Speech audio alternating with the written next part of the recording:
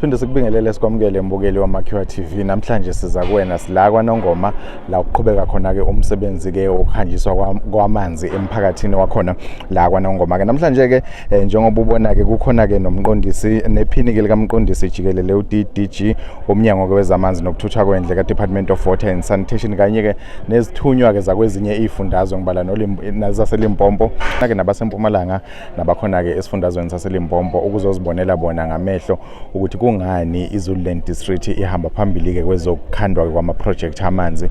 Ngaphambilini ke besikade ke sino Mashobane naye ke ushilo ukuthi kusukela namhlanje bazofundisa ke ezinye izifundazwe ngawo ke lama project amanzi. Uthe futhi kokunye kubalekile ukuthi nabo bazofunda kwezinye izifundazwe ezivakashile osukeni lwanamhlanje. Usuku lwanamhlanje uDDG uze nama province amathathu, uze ne province yase Northwest, i province yase Mpumalanga neyase Limpopo.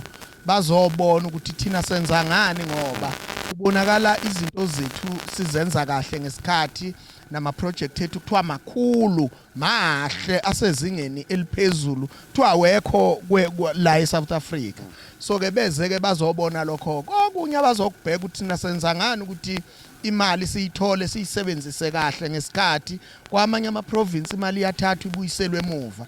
Bazowabona ke lawo ma project bazofunda futhi. Kodwa nami kade ngisho ngaphakathi ukuthi ngesikhathi lama province amathathu ezofunda la kithi eZululand. Kodwa nathi siyafunda kubo ngoba uma wenza iphutha mina ngifunde ephutheni lakho ukuze ngingalenzi. Ngakho ke usuku olukhulu namhlanje bazohamba ke bayowabona lawo ma project makhulu maningi ngeke bawaqede namhlanje. Bazowabona namhlanje balale baphinde bavuke nakusasa babuyele kuwo bawabona. Ngiyafisa ke kwizakhamuzi zaseZululand ukuba njoba ngihlale ngisho ukuthi azisibekezelele sisaqhubeka siyabenzela izinto ezinhle njengoba silungisa lokhu nje amanzi bazowathola abangakawatholi abasibekezelele siyeza kubo. Ikakhulukazi la eZululand izakhamuzi ijwayele ukukhala kakhulu ngokuntuleka kwawo amanzi kodwa ke masibona ama projects afana nala mhlawumbe ungathini ukubaqinisa idolo nje sekuseduze phambili.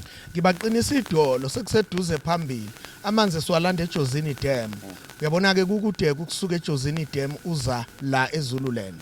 Kodwa futhi enye into esiyenzile wasicela uDDG ukuba ngesikhathi sibafakela amanzi sibuye sibafakele nabasemkhanya kude. So ke siyabanika nabo ngoba seqa umngcele sizongena ngapha. So ke ngicela ukuthi babekezele bazowathola amanzi kodwa la esesifake khona ipayipi sifaka impompo emakhaya sedlule sifaka ipayipi sifaka impompo emakhaya. So ke siyakhuleka ukuthi abasibekezelele kodwa ngesikhathi ipayipi liseza le siyazama ukwenza ama boreholes kulezo indawo senze ukuthi abantu baqhubeke bawathola amanzi.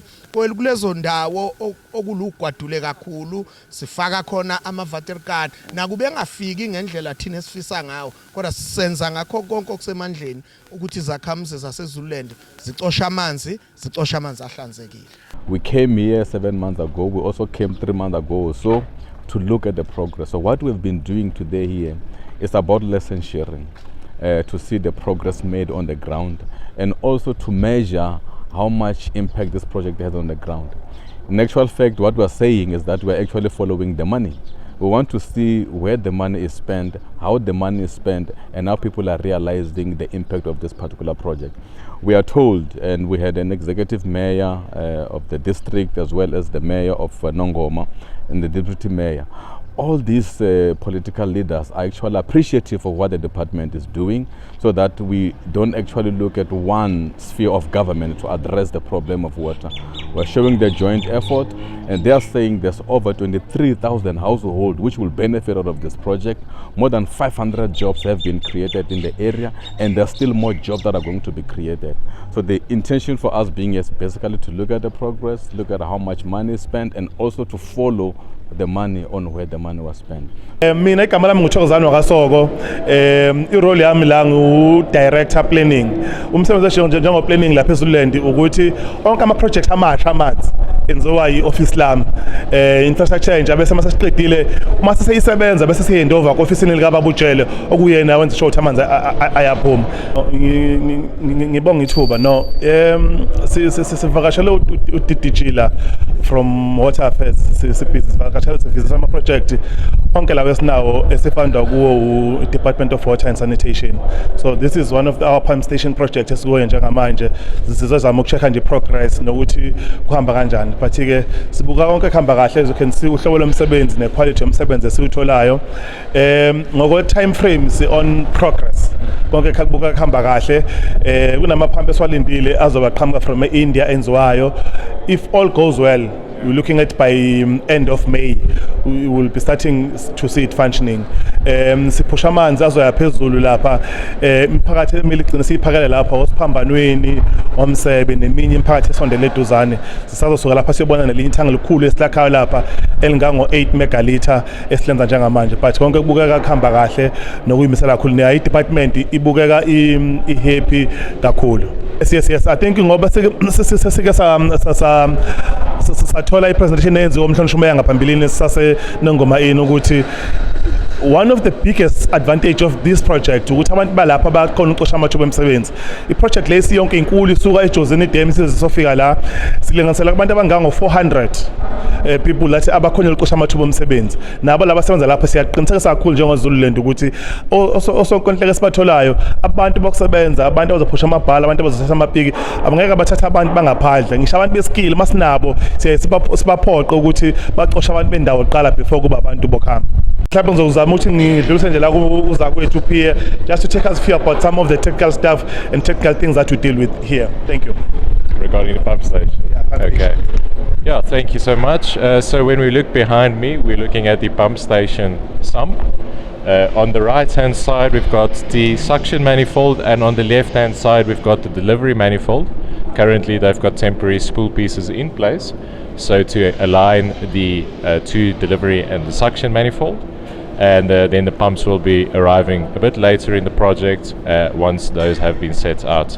And then behind us is the control room and the MCC area where the pump controls and the motor drives will go.